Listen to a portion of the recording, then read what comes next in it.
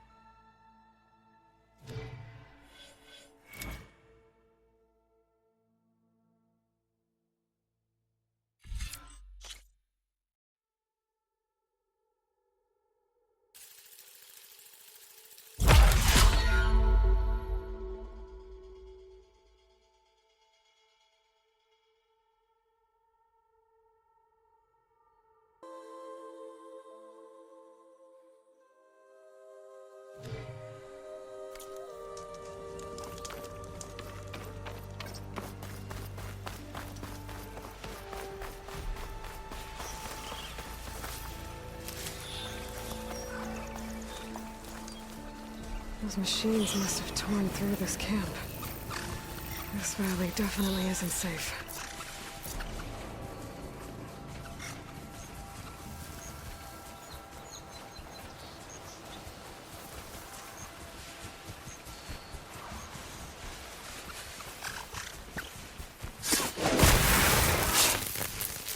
To find where these machines are made, I might learn how to override them.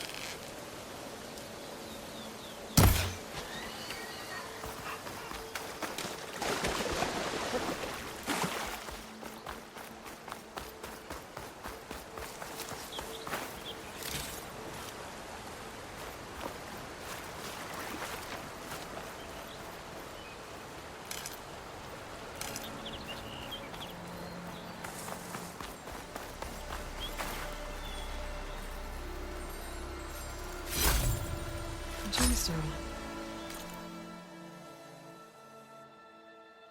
It's green like blaze, but it's hard and shiny. I wonder if merchants would be interested.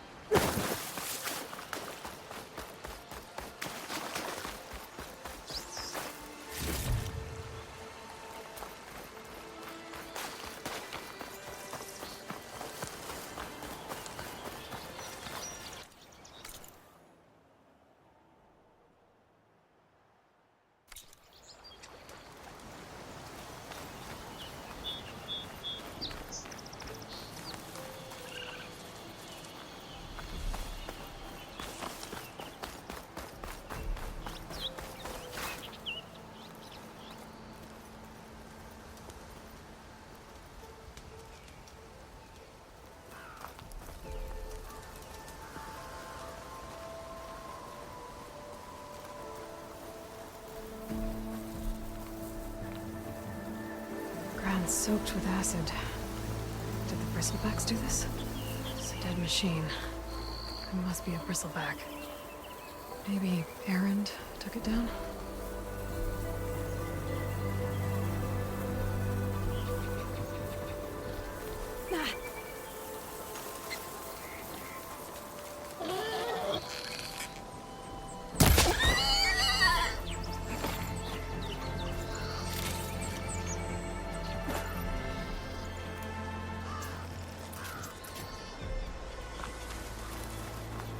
Must be chain scrape.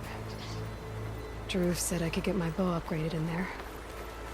Might be able to tinker with my other gear, too.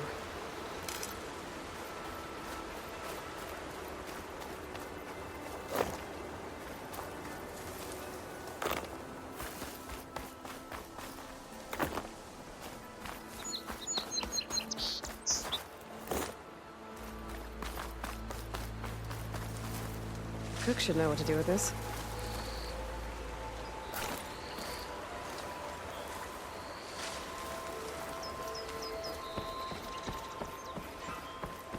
Outlander approaching. That the Savior? Wanna come in, Savior?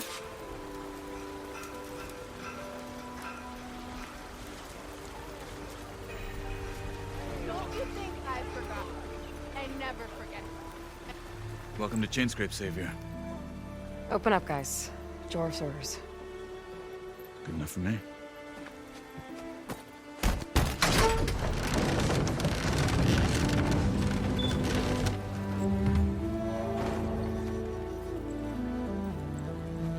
By the Forge. Petra? Aloy, what are you doing here? About time there was something worth looking at in this dump. It's nice to see you, too. And not a moment too soon. Come on.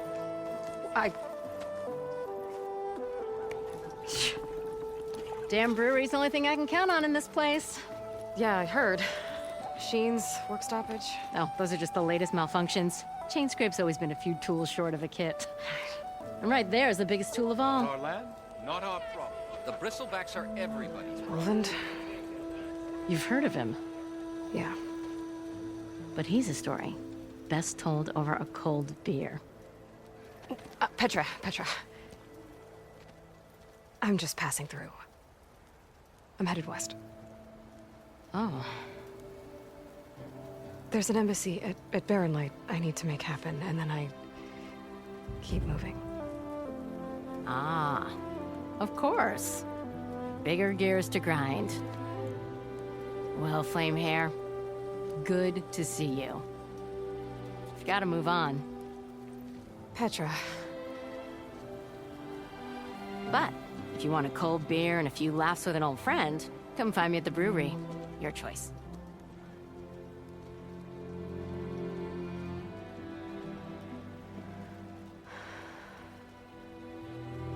Well, this Olvan guy sounds like trouble. Maybe Petra could use some support. But first things first, I need to find that workbench and upgrade my bow.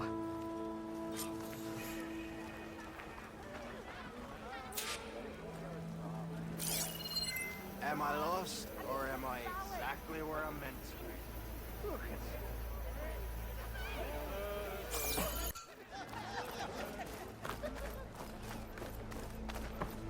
Workbench is free if you need to tinker with your unit.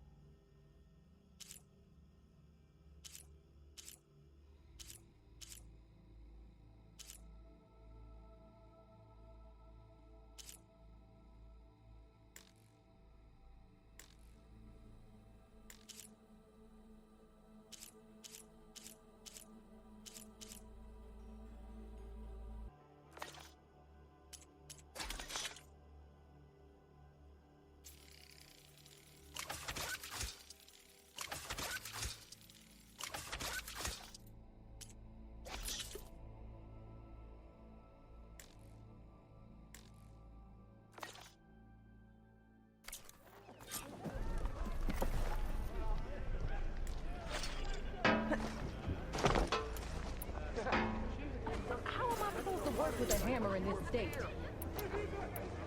Cool. Till Alvin blows that whistle, no Red one's hair working. is a sign of genius, you know? True. Yes, I did. This should be useful. Now I just need to find Erend and help him clear the bristlebacks.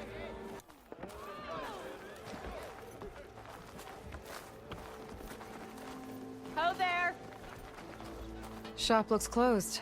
Yep, Can I still use the workbench? I ain't gonna stop you.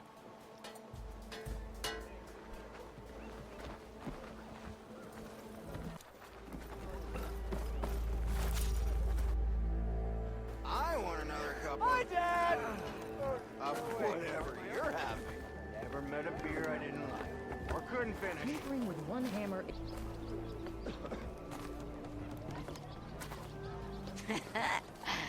Maybe finally someone who will outdrink me, huh?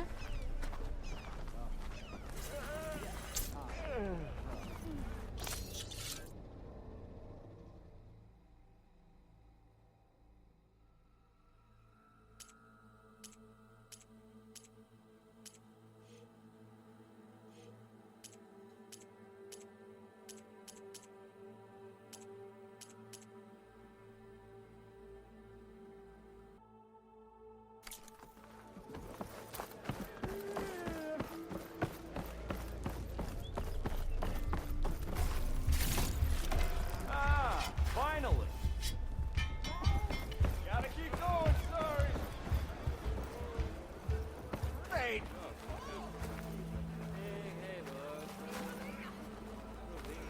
Not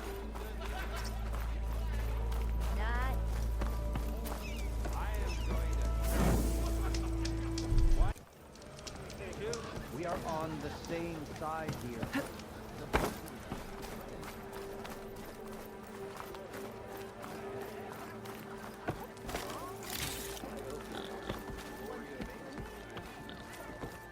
You! I know you see me!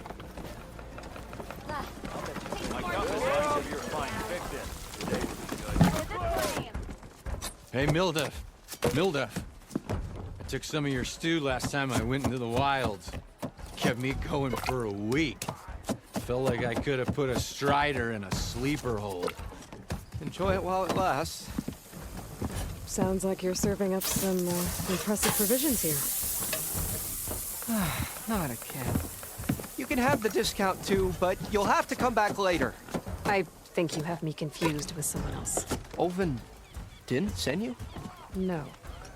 Oh, my apologies. It's just that his minions won't stop pestering me. Now I've even worn out my special grill. Since I'm in the midst of a crisis, perhaps you could skip to what it is you wanted? Some of your food? Of course.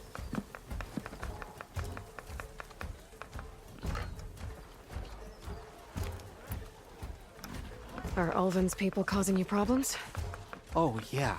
They constantly demand my best, but the equipment I need to make my signature dishes isn't built for batch cooking. And don't get me started on the Ulvin discount they feel so entitled to. And if you refuse? I make meals, not trouble.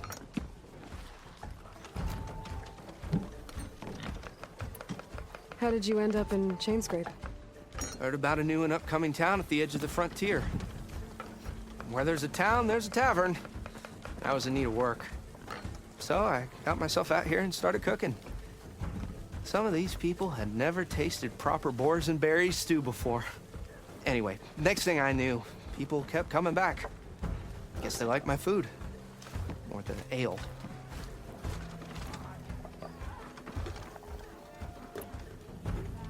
Your last customer mentioned your cooking really kept him going out in the wild. Where I'm headed, I could use some of that. I would be happy to oblige, especially since you have the decency to ask pleasantly. But my special groove griddle is no more. Without it, I can't cook any of my signature dishes. I hate to think what'll happen when I'm forced to refuse Ulvin or his goons. Even if I already had the right ingredients, there's nothing I can do. Unless you can source me a temporary replacement? what do you need? For the ingredients, a few pieces of decent wild meat, and I'd say a big handful of bitter leaf stems. That'll do.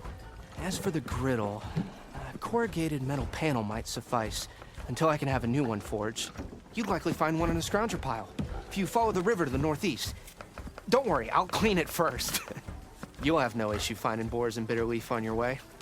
Assuming you're as much a hunter-gatherer as your clothing suggests. Thanks, Mildef. I'll keep an eye out. So that's what gratitude sounds like. And don't let anyone push you around, okay? If you say so.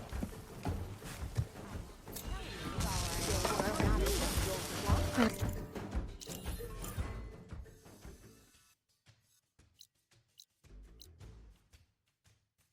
enough wild meat. Just need to pick some bitter leaf and grab a metal panel from a scrounger pile.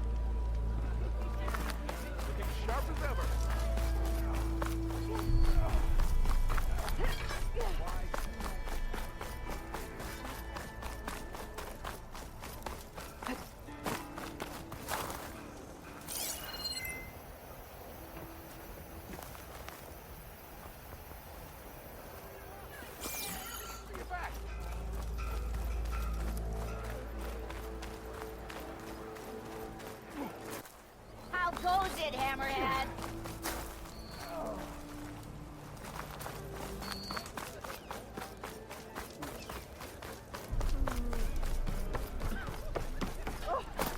You was worse than you did yesterday. Must be someone round here worth talking to.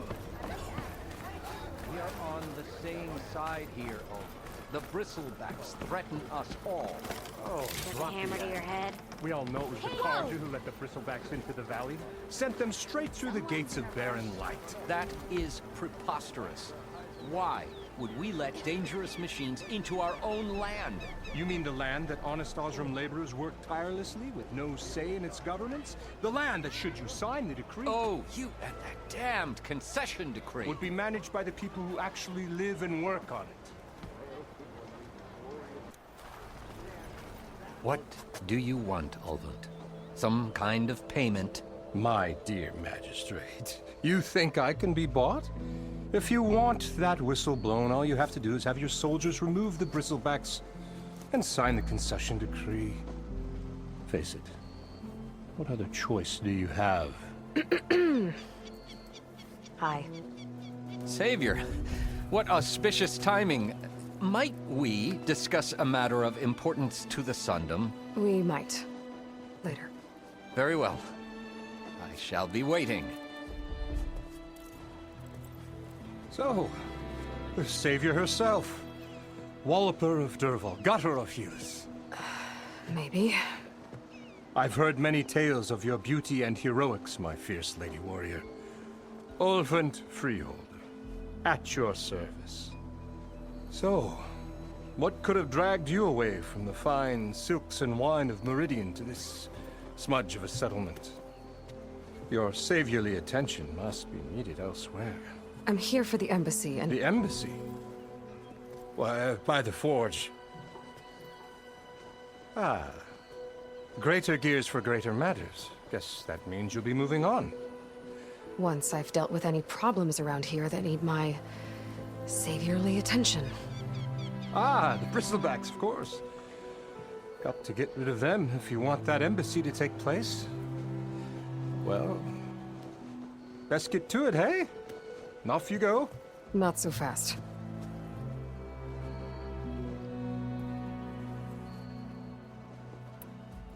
You don't seem to have a high opinion of the magistrate? Well, I refuse to play nice to some fancy-robed parchment pusher when my fellow laborers are being bullied, intimidated, and taken advantage of. How noble of you. Noble, ha! Born with a hammer in hand, I was. Nobody handed me anything or dropped opportunity into my lap. Everything I've achieved, I've done on my own. And where is this hammer now? The, burden of leadership forced me to set it aside. The Carja risk nothing, while demanding that good Osram gamble with their lives out there. Someone had to step up and say no more.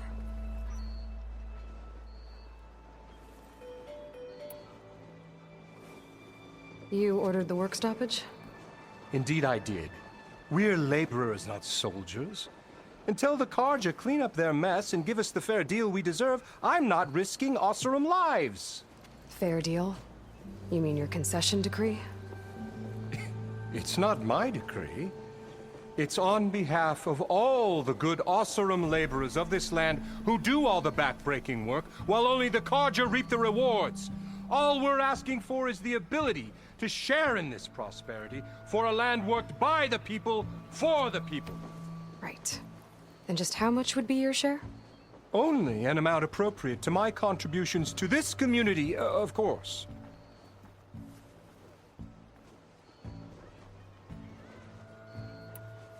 If Chainscrape is on Carja land, shouldn't a Carja be in charge? Who appointed you? The sensibilities of good Osram folk, of course. You think a Carja can head this whole venture? Ah! The magistrate can barely make the trek from Barren Light without losing a few screws. So you have no real authority then? People only follow you because you say so. Loudly. Anyone who has followers has authority. I've been with Chainscrape from the beginning. I mean, I'm practically its founder, and its honest folk know I'm indispensable to its success.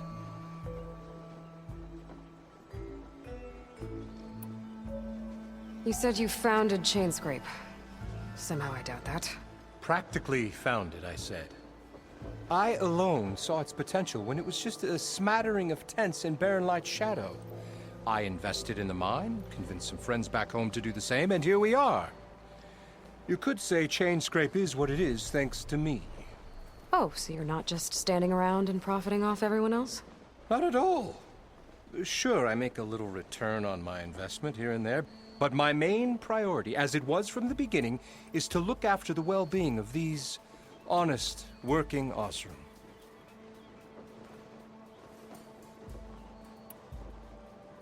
Where's the whistle? Right in the middle of town, but with the threat out there, I'm not endangering innocent Osram lives. I'm going to clear out the bristlebacks.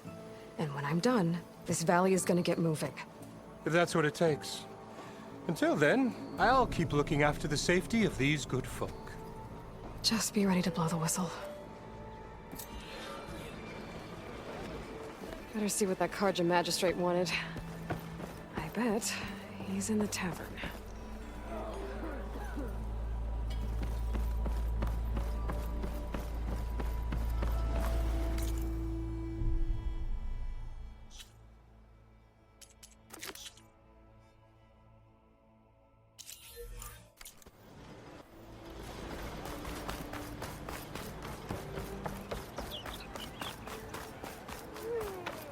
I wrestled a snack mall.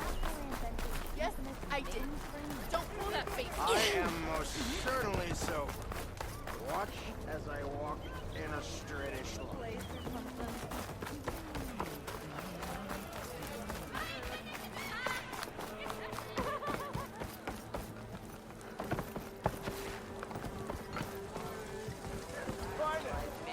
Ah, Savior!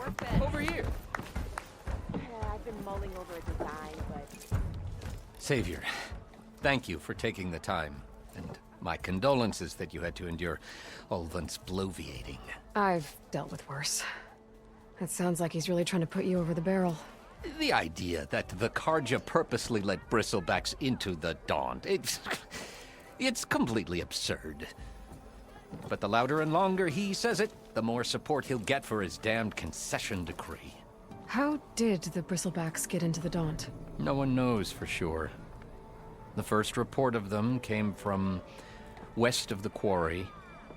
But unless they have wings I don't know about, I don't see how they could have come over the mountains. No other way in. The only way I know about is Barren Light. Look, if you can get to the bottom of this, I can offer a considerable bounty in return. Help me shut Ulvund up.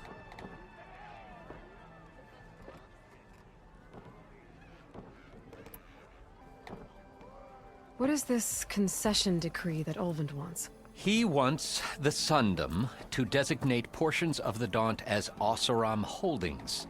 Only the portions, mind you, that produce any value. Let me guess. Because he stands to profit somehow? Exactly. With the Daunt under Oseram law, he could secure more investment for their numerous ventures. He can't get those investments without the concession? No. Not while there's a chance the Sundom could revoke their access. Hence, why the concession is so important to him. And why blaming the Karja for the bristlebacks, no matter how absurd, works in his favor.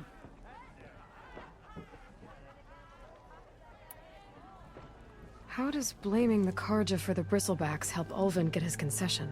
Look around. This may be the Sundom, but Chainscrape is all gears and rust and bad ale.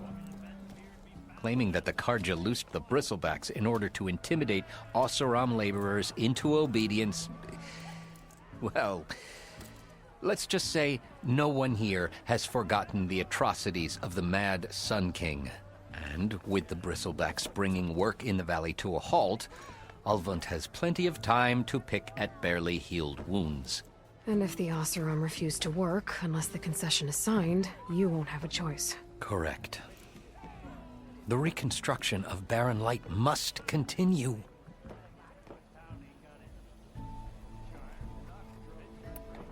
How did you get stuck out here? I asked for the posting, believe it or not. overseeing the entire valley on behalf of the Sun King, it was an honor. Is an honor, I mean. But your job would be a lot easier without someone like Ulvund blasting hot air all the time? Ulvund's not going anywhere. He's been around longer than I have. Even fancies himself the founder of Chainscrape.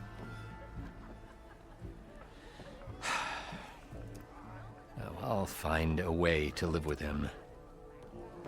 I have to. You said the bristlebacks were first spotted west of the quarry? Yes, according to one terrified laborer, said the ground trembled before they came charging down the hillside. He took off and ran all the way here. Good place to start looking, then.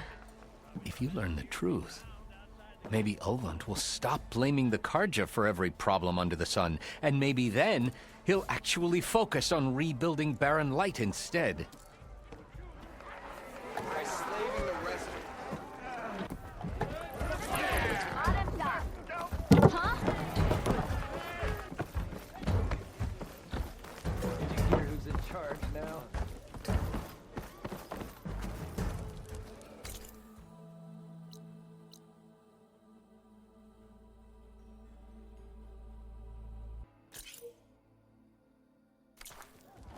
Ignoring me again? Are you ready? Hey, I thought you'd left by now. Aloy, change your Took mind you about long that enough. brew? Come for that beer after all, eh? Here, sit down. Get a pint in her hand. Wasn't expecting you to swing by. Since when do I do what's expected? There's that spark. Fire and spit. Fire and spit.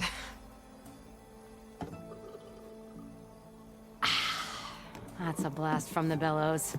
Won't fix the forge, but at least I can forget about my troubles for a while. Like what? Take your pick. We got bodies to bury from the bristlebacks, the work stoppage, Ulvund grating the gears about his concession decree. Hey!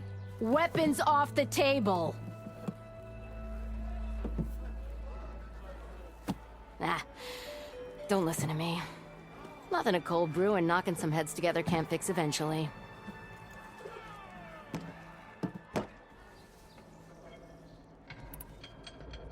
So the bristlebacks in the Daunt.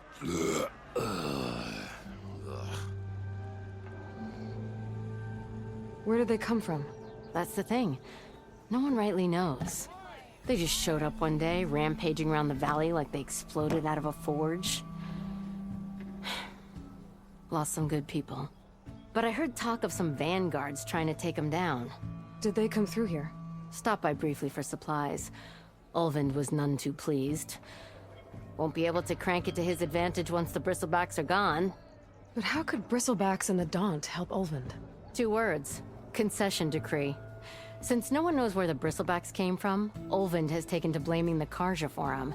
He's hoping to dig up enough old resentments to get a strike going until the concession's signed. This is just his latest attempt. He's been trying to rile up the workers since the day he rolled into town. And people actually believe him? Lots of folks suffered at the hands of the Mad King during the Red Raids.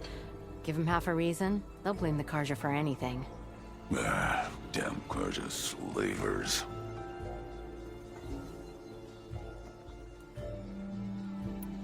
I thought you'd be back in Freeheap. Well, after the big battle at Meridian, I went back. But realized it was running smooth. Didn't need me. Heard about the rebuilding out at Barren Light. Figured they could use another hammer. Been scraping by ever since. You could always leave. And go back east? Nah. I ain't one to leave a lit forge. Besides, someone's gotta be a squeaky wheel for the workers around here. So about Ulvund. Around here, everything's about Ulvund. How'd he end up in charge? He got here early, like a squirrel smelling a fat nut. He knew rebuilding Barren Light would need stone and timber. So he jangled purses all over Mainspring, getting investors to front claims on anything in the Daunt that might be worth a damn. Thing is, all the bankers back home know that this is Karja land, and the Sun King can revoke those claims at any time. That's why he's desperate for the magistrate to sign off on a concession decree. This concession decree, what is it exactly? And how would it help Ulvund? It's pig diddle, that's what. A writ that would put all Osram claims in the Daunt under Osram law, even though they're on Karja land. It would mean that any existing ore, stone, and timber claims couldn't be revoked by the Karja. No more risk, no more hesitation for investors back in the claim to pour in the shards and expand their business. And since Ulvund has a stake in all those claims, it would make him richer than a scrapper in a junk heap. Not to mention Chainscrape would become an Osram municipality, so he could buy enough votes to call himself an elderman. He's a sly old badger, I'll give him that. Figures if he keeps up the pressure, eventually the magistrate will sign.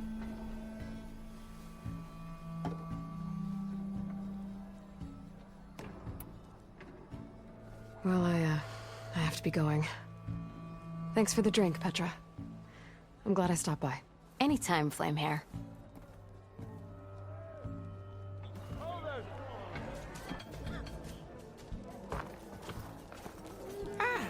Come to revel in some strike, sister? Let me set the board. I was just passing by.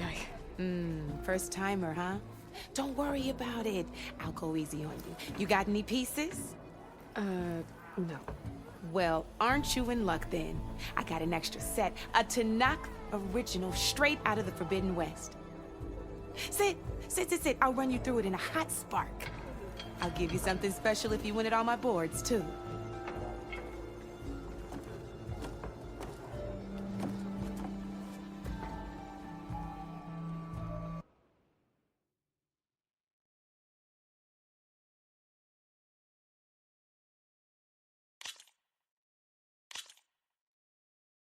All right, let's start off simple. The Tanakh like to say that Machine Strike is a game of pure strategy. We each get a set of pieces. Each piece represents a kind of machine, and each machine is worth a different number of victory points. And to win the game, you'll need to gain 7 victory points by destroying the opponent's machines. It can be tricky remembering the details of every machine, so we use these notes to keep track of them. You see that number on the top right corner? That there is how many victory points you'll get for destroying that machine.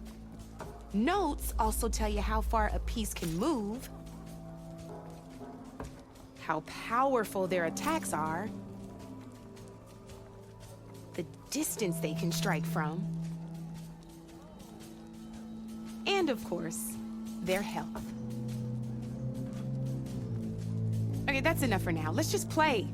I'll explain the rest as we go. I own the board, so I get to choose who goes first. Since this is your first time, I'll let you go. Usually you get to choose which pieces to set on the board, but this will do for now. Pick up that machine piece to your right, and move it forward. And remember, each machine can only move a certain distance. Take a look at your notes if you need a reminder.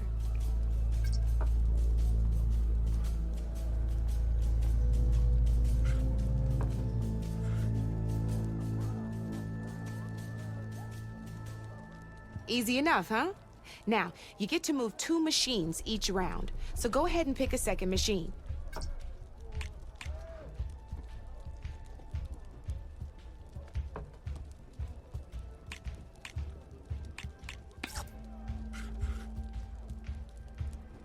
Perfect. There's not much else to do for now, so just end your turn.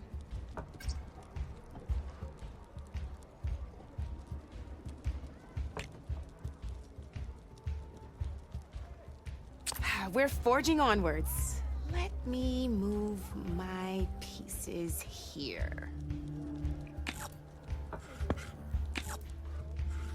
And we're back to you. This time, why don't you try attacking one of my pieces? Try with that machine on your right first.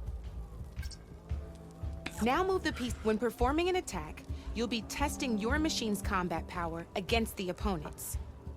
A machine's combat power is a combination of the terrain your machine is standing on and its own attack power. This board only has grassland terrain, which has no effect on a machine's combat power. And your current machine has 2 points of attack power. So in total, your machine's combat power equals 2 points. Since my machine isn't the one attacking, it has 0 points of attack power. And just like your machine, it's not affected by grassland terrain. So right now, the difference in combat power between the two machines is 2 points. This means your machine can do 2 points of damage to my machine. Did you get all that?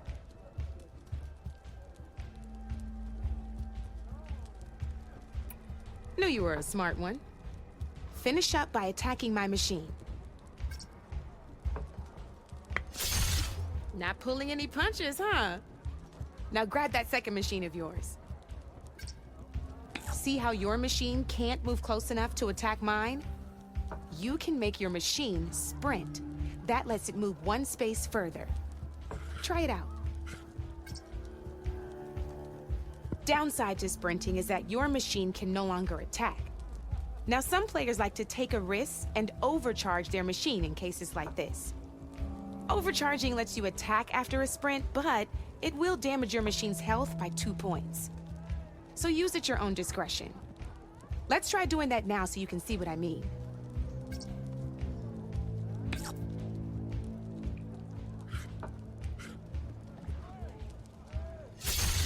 That's about it for your turn, then.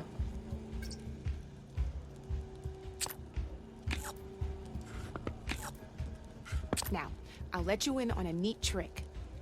That machine of yours, the one closest to me, grab a hold of it. Same as in the wilds, machines have both armored points and weak points. You can see them marked on the pieces. Blue shows where their armor is thickest. Hit them there, and you'll do some damage, but not a lot. Now, red shows the machine's weak points. Hit those, and you'll deal a mighty blow. Here, let me show you. Rotate that piece so your machine faces mine.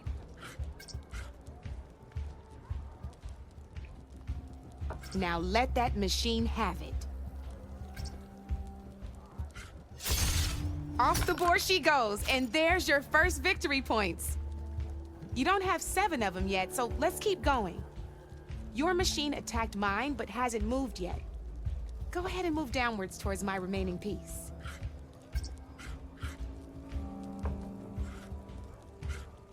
You've already attacked a machine and moved your piece. But if you overcharge your machine, you can attack a second time. And by the look of your machine's health, you'd be sacrificing your piece to defeat mine. But sometimes, that can be a good thing. Overcharge your machine to attack mine a second time, and I'll show you what I mean.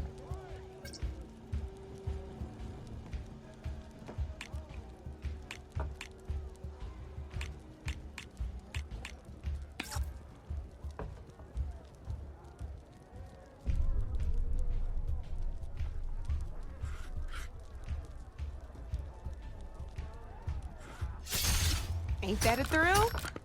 Now, because your machine was knocked out at the same time as mine, we both get the victory points our machines are worth. Good news is, since you're the one attacking, you're gonna receive your victory points before I do. Which means you can reach the coveted 7 victory points first. That's why sometimes losing a piece can be the best way to end a game in your favor. Now, you'll notice you didn't get quite up to 7 victory points this time, but you did destroy all my pieces. That means you're the winner! That wasn't so hard, was it? Just remember to always check for the best terrain to attack from. You'd be surprised the advantage you can gain over an opponent like that. I know it saved my behind in a game or two. I'll try and remember that. Oh, before I forget, these are all my spare pieces. I want the Savior of Meridian to have them. It's a small set to be sure, but it should be enough to get you in on any strike games you find out there. You might even fancy looking out for them strike carvers. They've got all kinds of unique pieces that can turn a game in your favor, though they'll need the right materials to craft you one. Or you might find them in the wilds if you're lucky. You know, I've lost my fair share of pieces after night of machine hunting or brew hopping. No need to thank me. Always a pleasure to help out new strike players. Now, if you feel like playing a real game, I've got plenty of other boards. I could even teach you a few more tricks if you're up for it. Thanks. I'll think about it.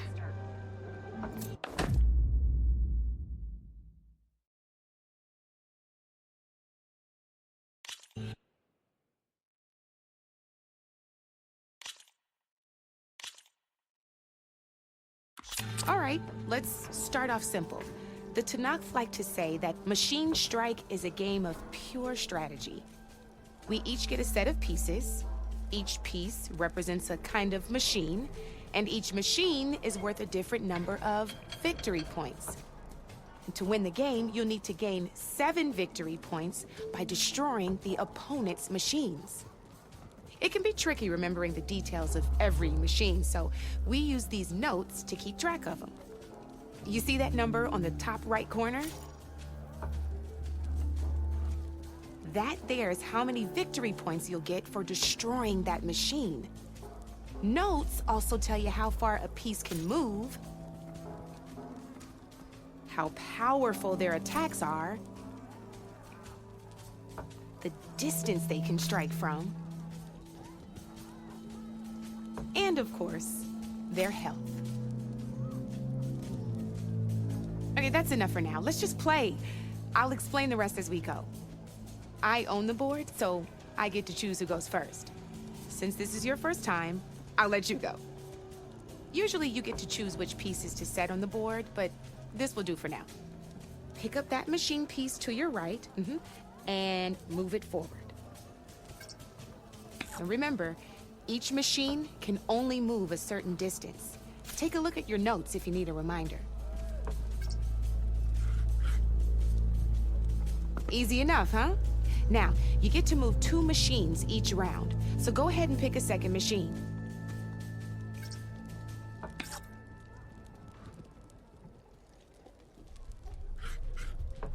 Perfect. There's not much else to do for now, so just end your turn. We're forging onwards. Let me move my pieces here. And we're back to you. This time, why don't you try attacking one of my pieces? Try with that machine on your right first. Now move the piece close enough to attack one of my machines. When performing an attack, you'll be testing your machine's combat power against the opponent's. A machine's combat power is a combination of the terrain your machine is standing on and its own attack power. This board only has grassland terrain, which has no effect on a machine's combat power. And your current machine has 2 points of attack power. So in total, your machine's combat power equals 2 points. Since my machine isn't the one attacking, it has 0 points of attack power. And just like your machine, it's not affected by grassland terrain. So right now, the difference in combat power between the 2 machines is 2 points. This means your machine can do 2 points of damage to my machine. Did you get all that?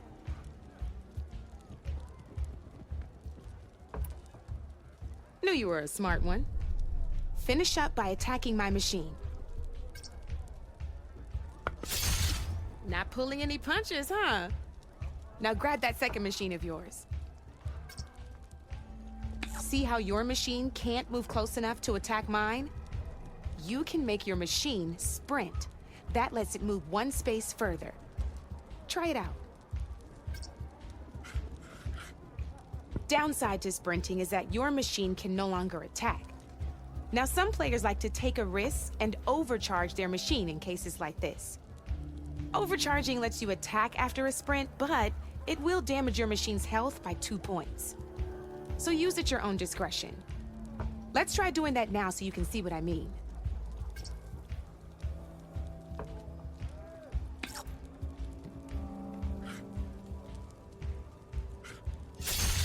That's about it for your turn then.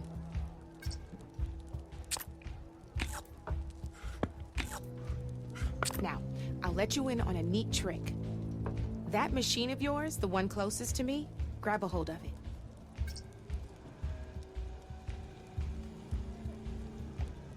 Same as in the wilds, machines have both armored points and weak points.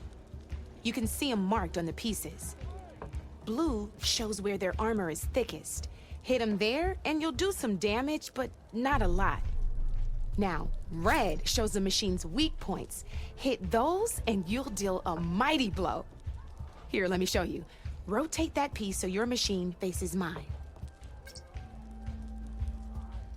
Now let that machine have it.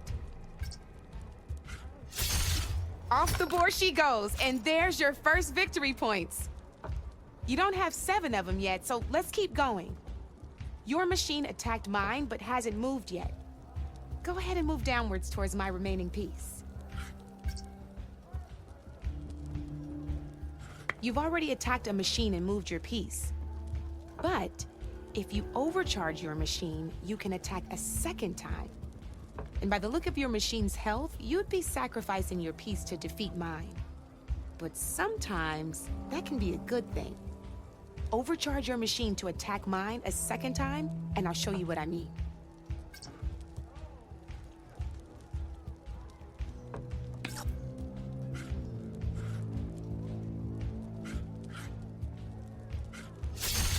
Ain't that a thrill? Now, because your machine was knocked out at the same time as mine, we both get the victory points our machines are worth. Good news is, since you're the one attacking, you're gonna receive your victory points before I do. Which means you can reach the coveted 7 victory points first. That's why sometimes losing a piece can be the best way to end a game in your favor.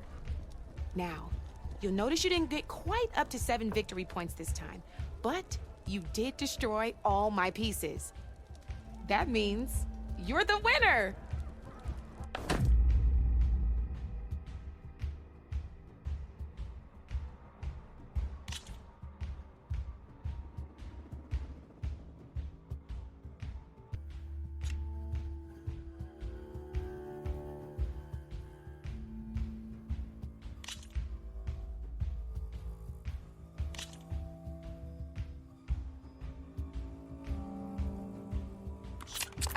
I knew I'd make a strike player out of you yet. How about this time I tell you how to use a board's terrain to your advantage? This one's got all the different terrains you can encounter in a game of Strike. Knowing when and how to use them can mean the difference between victory and defeat. Terrain mainly affects your machine's combat power. As you know, when fighting an opponent's machine, you compare its combat power to yours. The higher your machine's combat power, the more damage you can do. So finding the right terrain is an essential strategy for overpowering your opponent. Here, I'll show you. Grab that piece to your left and move to attack my machines.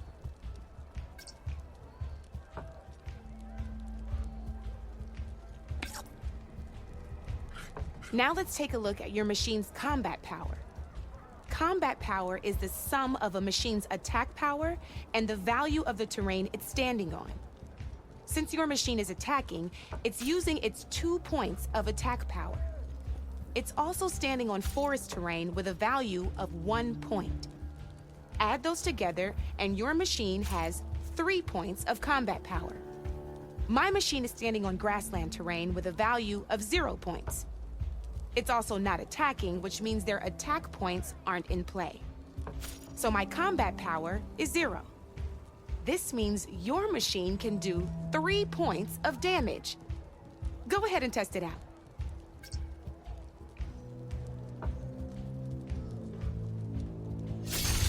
There you go. Now, choosing the right terrain doesn't just improve your offense. It can also help defend your machines from attack. Grab your other piece and place it in front of my second machine.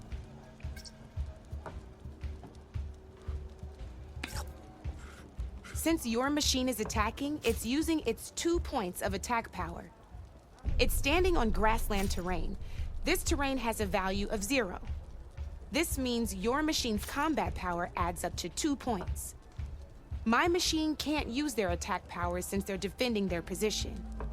but they have the higher ground. They're standing on forest terrain, which is worth 1 point. This means my combat power adds up to 1 point. Now, the front of my machine is colored blue. This means that the spot you're about to attack has armor protecting it, which means my machine gets an extra point, giving it a total of 2 combat power points.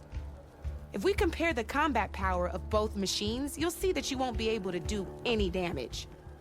Whenever you're unable to top an opponent's combat power, you can still choose to attack and break their machine's defenses instead. Go ahead, try it out and see what happens.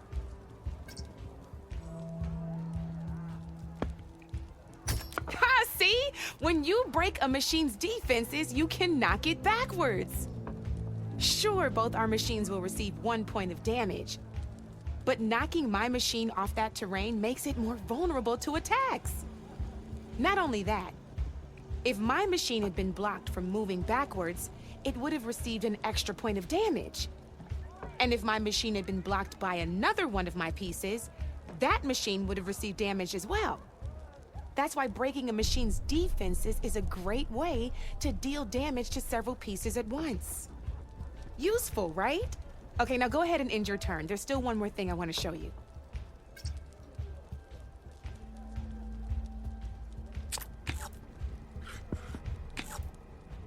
All right, as we've seen, the higher the terrain, the more it'll add to your machine's combat power. However, there are 2 other terrains that work a little differently. This is what we call a chasm. Only flying machines can be placed on those. But it'll take away 2 combat points if you do, so be wary. This is marsh terrain. Landing on it will take away 1 combat power point from most machines. It'll also keep your machine from moving for the rest of the turn. Here, let me show you. Grab that machine on your left.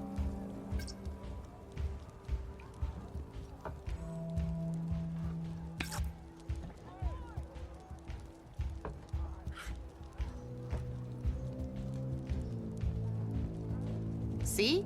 All you can do now is wait for your next turn to move again. Or you can overcharge your machine to get out of there. You can still attack any nearby enemies so you're not completely helpless. Well, I think that's enough yammering from me for now. Promise it'll all come in handy next time you play.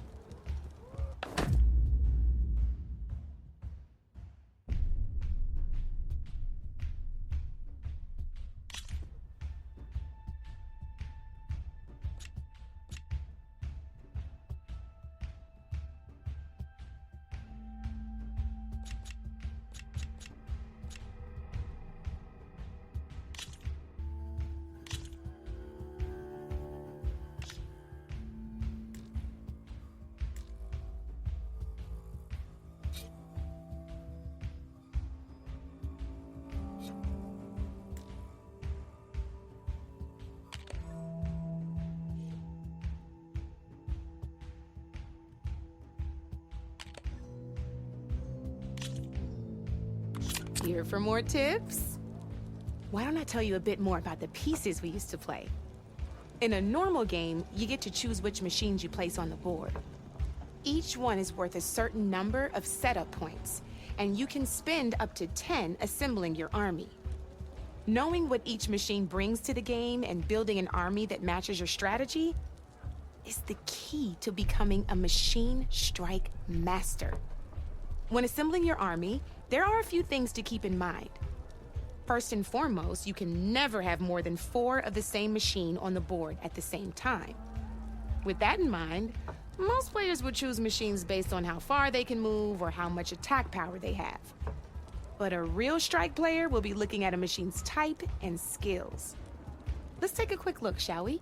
Pick up that machine on your left.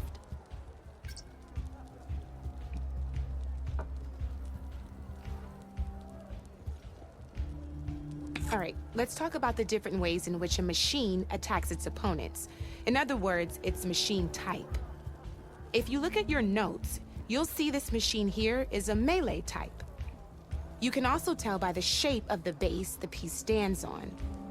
A melee type machine attacks the first enemy within range, and no one else. We've seen this plenty of times, so just move that piece forward so I can show you some more stuff.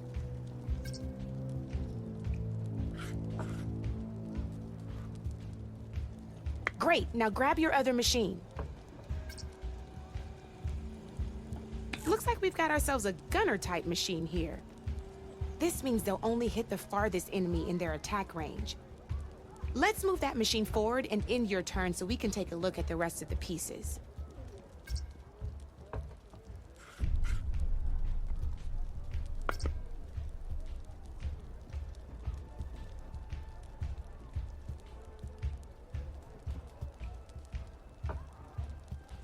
Let's go with this piece first.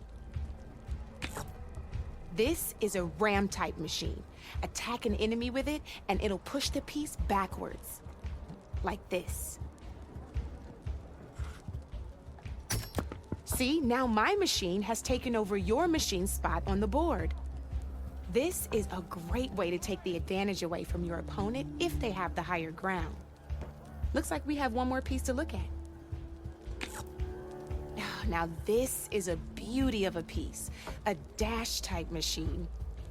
When it attacks, it'll move to the end of its attack range and damage every machine in its path, including your own. So make sure you take a good look at the board before you send it off to the races. You should also make sure it's able to finish its attack on an empty spot. Otherwise, you won't be able to attack at all. Here, I'll show you.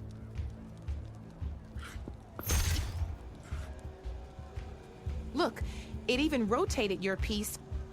A nifty little piece you'll definitely want in your set. If you look at your notes, you'll notice this particular machine has one of the skills I mentioned before. There's quite a few of those, and we haven't even looked at all the machine types yet. But I'm pretty sure you've got more important things to do, so I made you a list. It's got all the tips and tricks we talked about, too. I think that about does it for now, so if you want to play a real game, just let me know.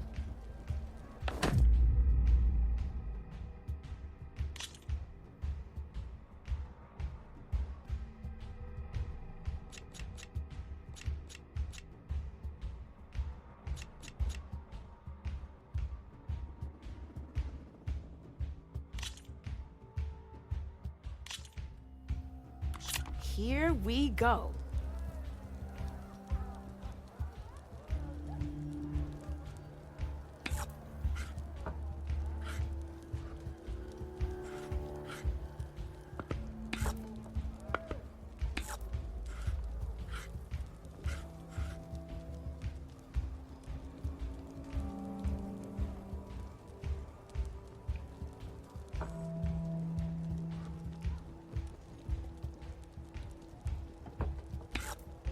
You're up, Red.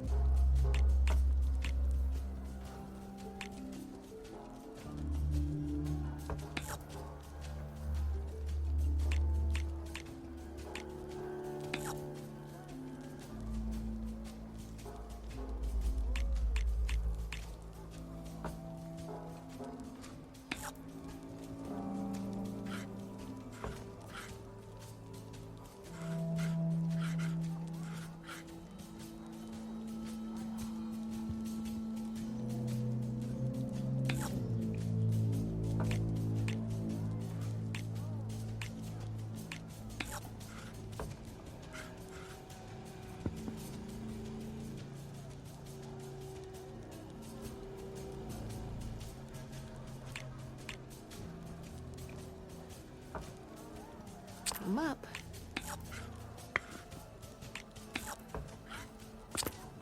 Your turn.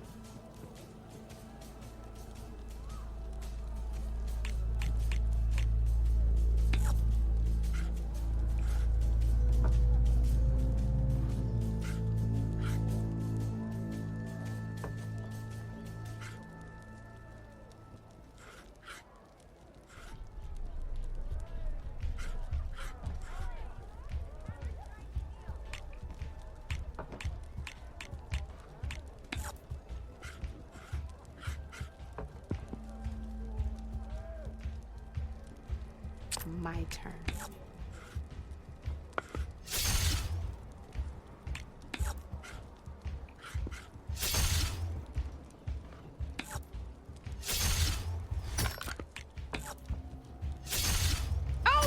fun! Probably shouldn't sound so surprised, huh?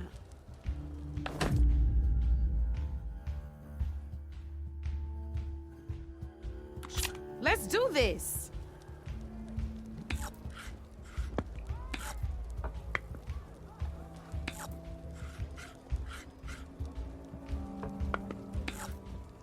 Your move, Red.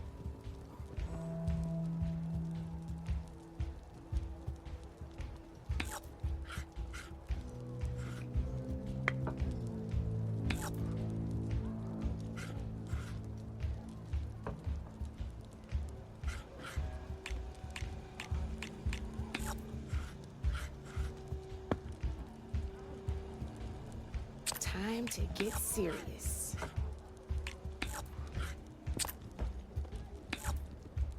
Board's all yours.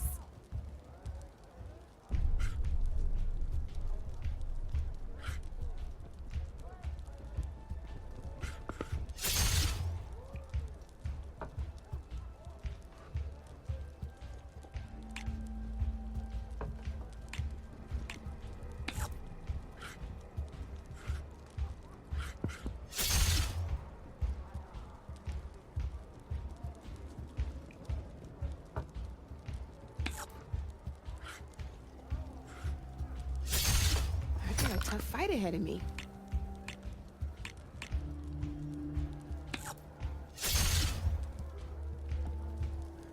Okay, let's see.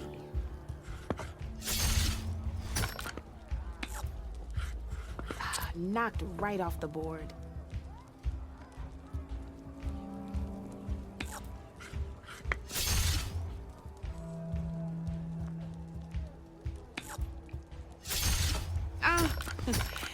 Looks like I lost.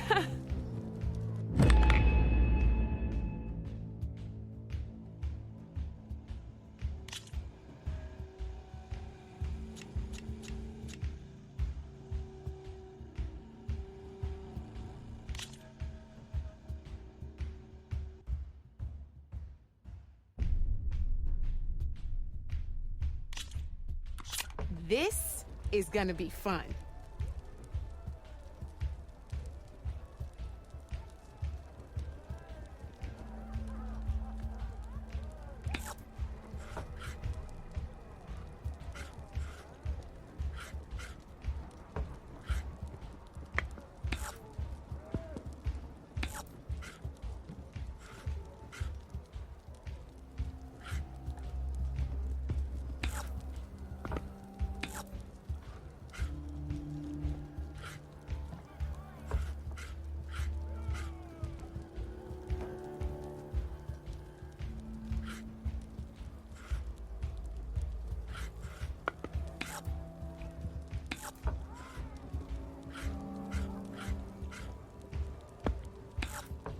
That's it for me.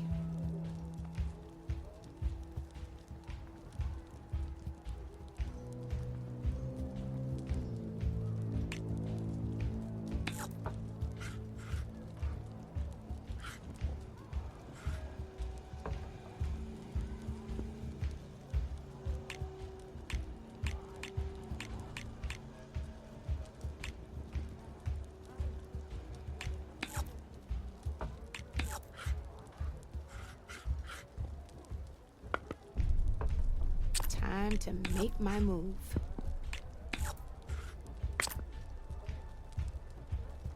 Your move, Red.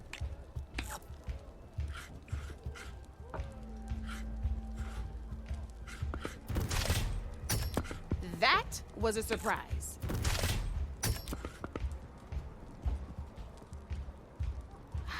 Fearless.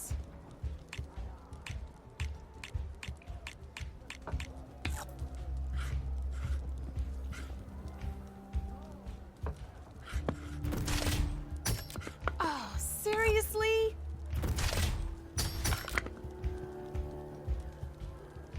One less piece on the board.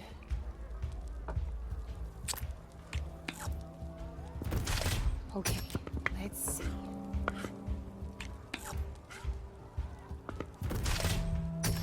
Well, that's done now.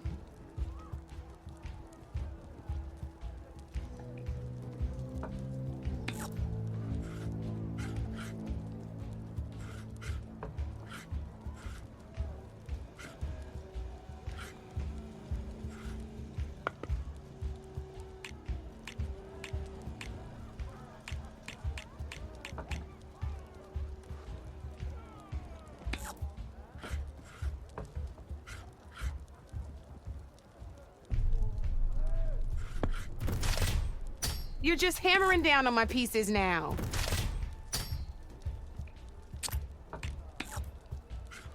My turn.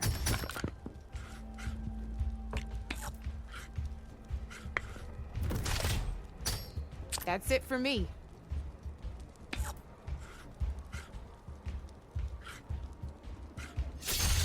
Ah, off the board it goes.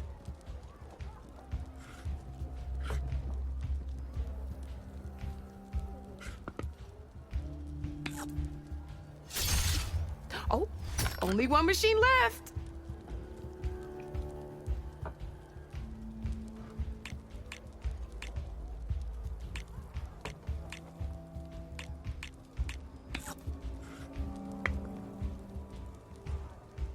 Time to make my move.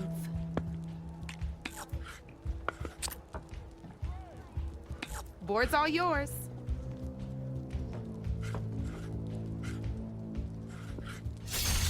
That was brutal.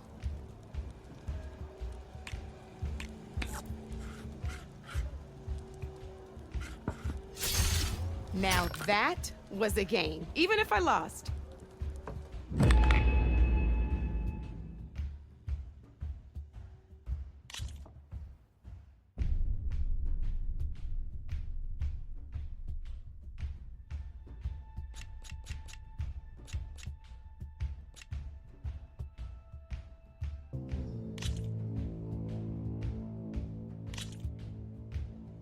Here we go.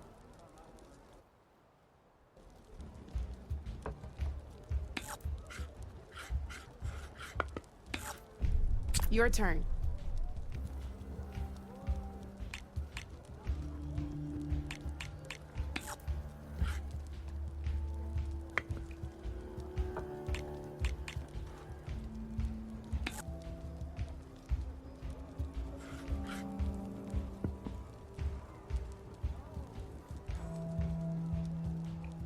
Time to make my move.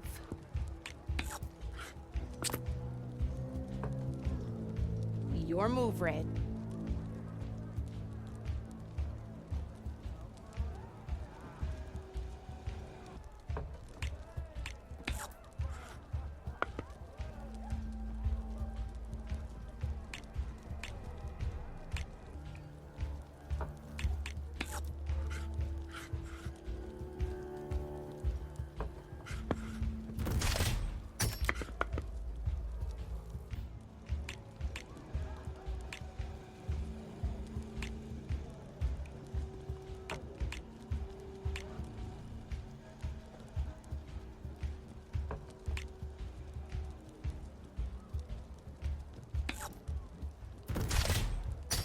Well, that's done now.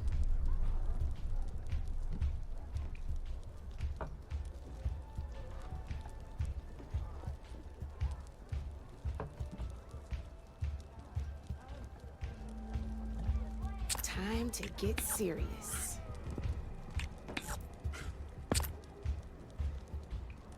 That's it for me.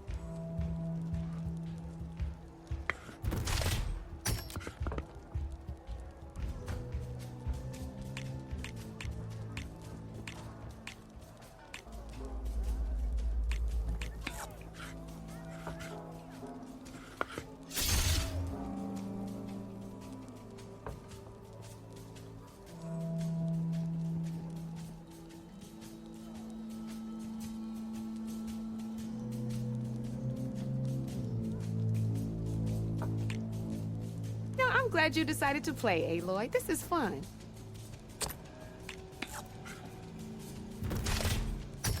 Okay, let's see.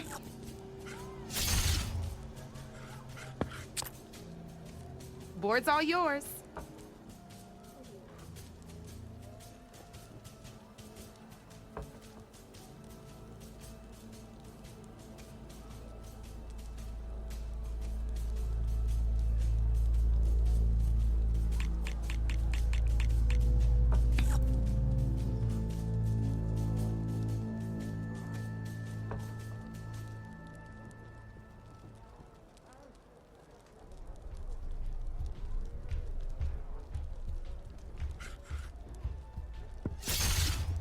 Knocked right off the board.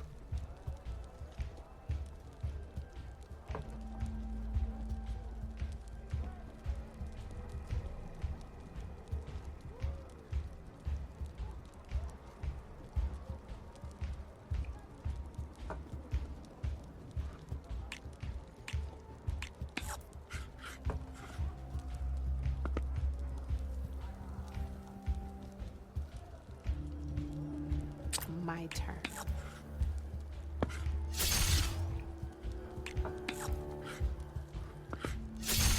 One less piece on the board.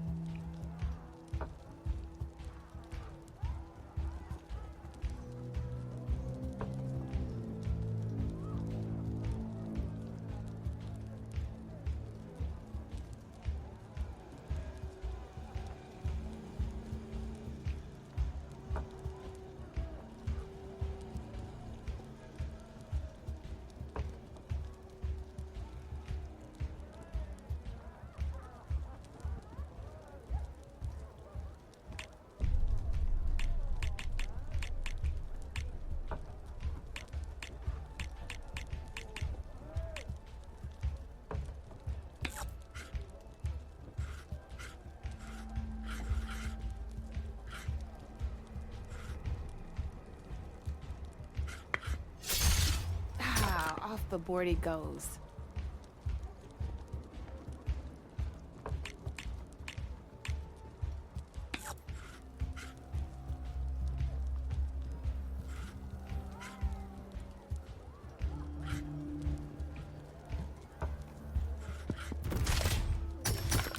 Knocked right off the board.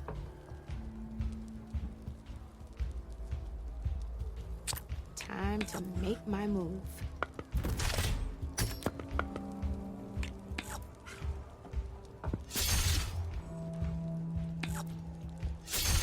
That was brutal.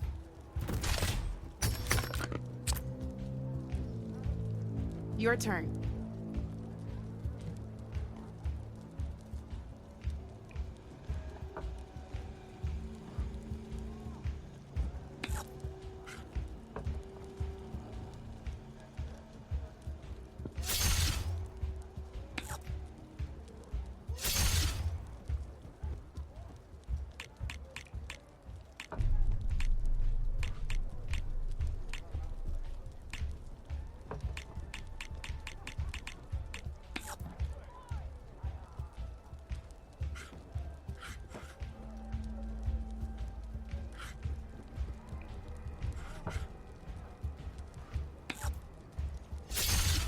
Oh, I thought I had that one.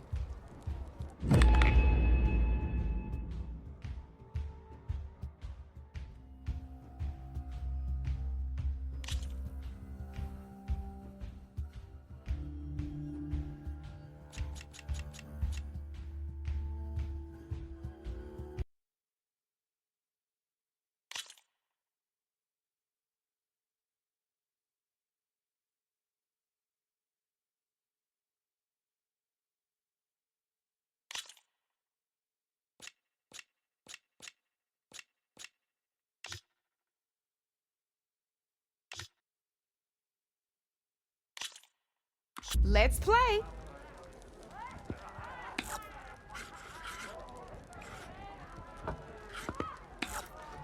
Your turn.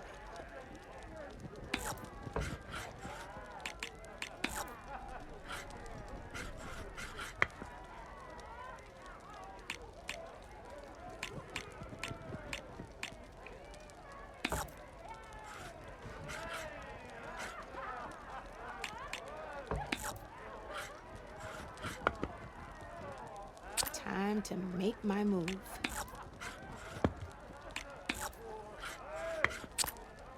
Your move, Red.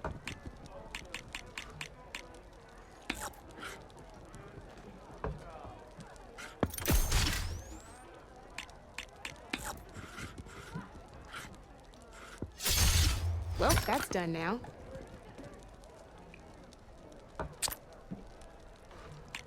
Time to get serious.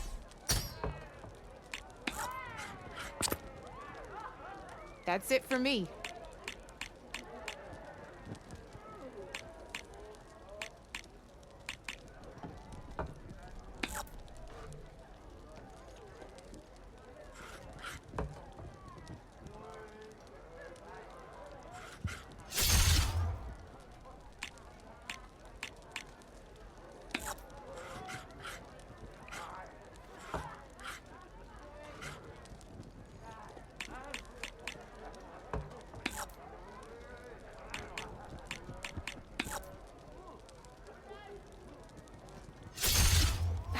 Off the board it goes.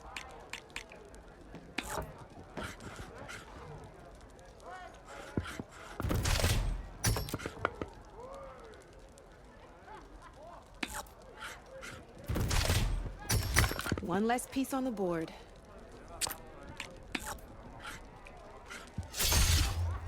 One less piece on the board.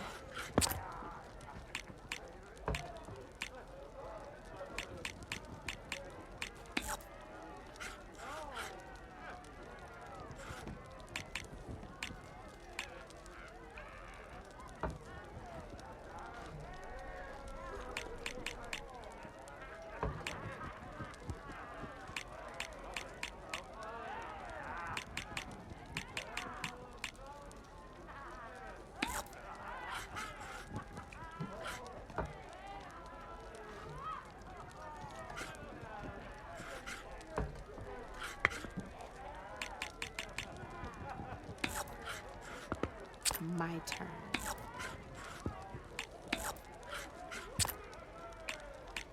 You're up, Red.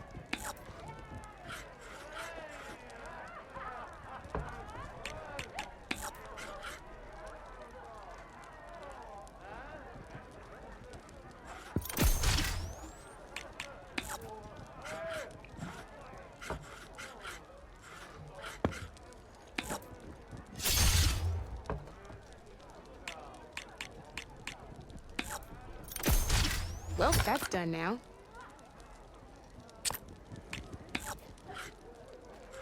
I'm up.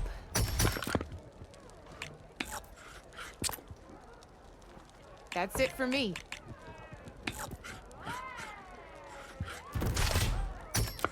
That was a surprise.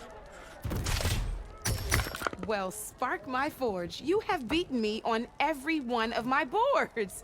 Now that deserves a prize, I say.